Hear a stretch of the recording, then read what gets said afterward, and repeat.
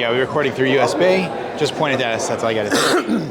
All right, which way do you want me to do? You want me to talk to you in the answer or talk to the camera? We're pretty much talking to each other, but if you'd like to emphasize the point, you can be like, and for you. All right. It's all your call. Okay, All ready? right. Yep. 3, 2, 1.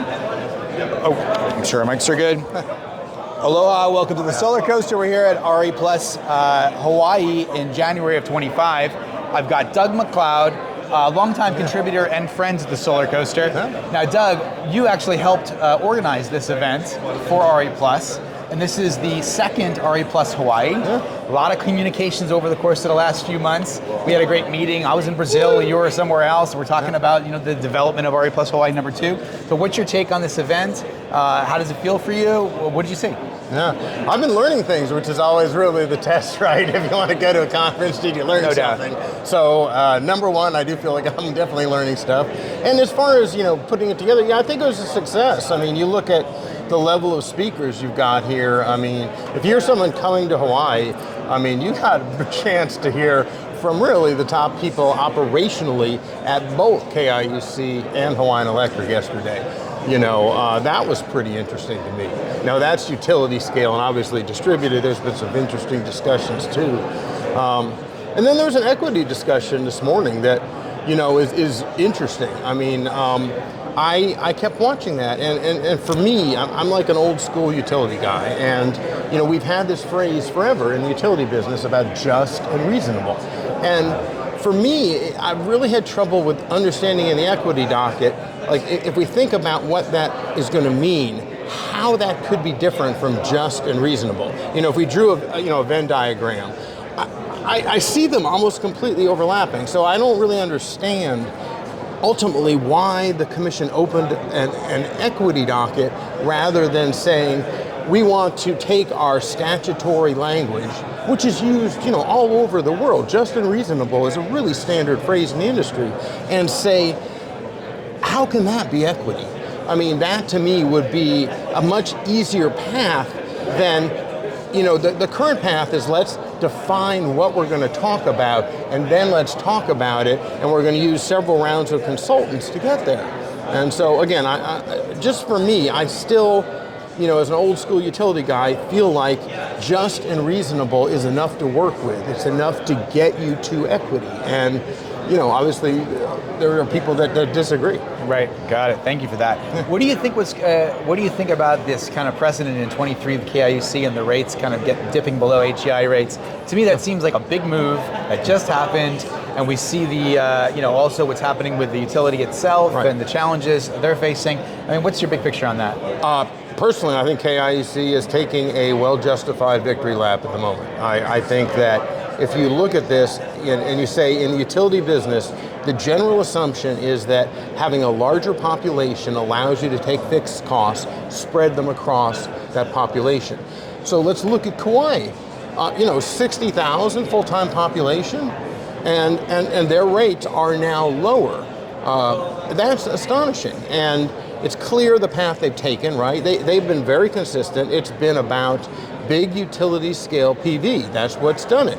And they have a different approach to DER. I think, for some people, they prefer the Hawaiian Electric DER approach because you at least know the rate in advance, right? If you do a Schedule Q kind of program with KIUC, you're still receiving a variable rate. Right. So anyway, I mean, I think it's just been fascinating to watch, but that if you graph it, it's been kind of a long time coming. The KIUC rate has been doing this, and the Hawaiian Electric rates have been doing that, and we've watched it for years, and we're there. And there's no reason to think it stops because, their costs on these large PV systems are pretty well locked in. I mean, it's a 20-year story, right, KIUC? And it's a 10-year since, I guess, they started to deploy some of these large-scale solar systems.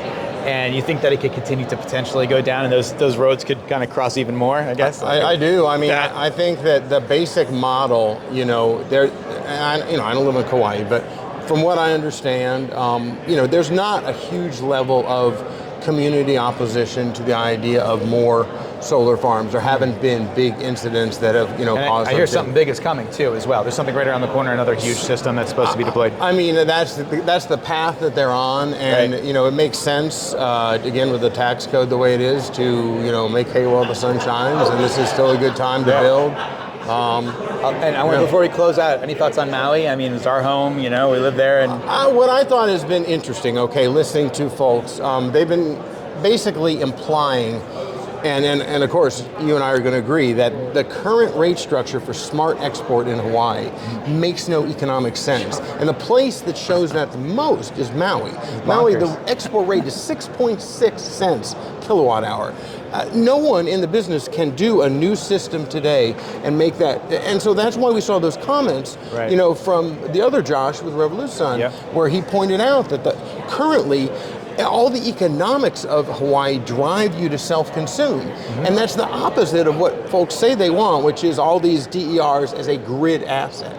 So anyway, I mean, I think that everyone is implying that they agree now that 6.6 cents on Maui is a crazy low export number.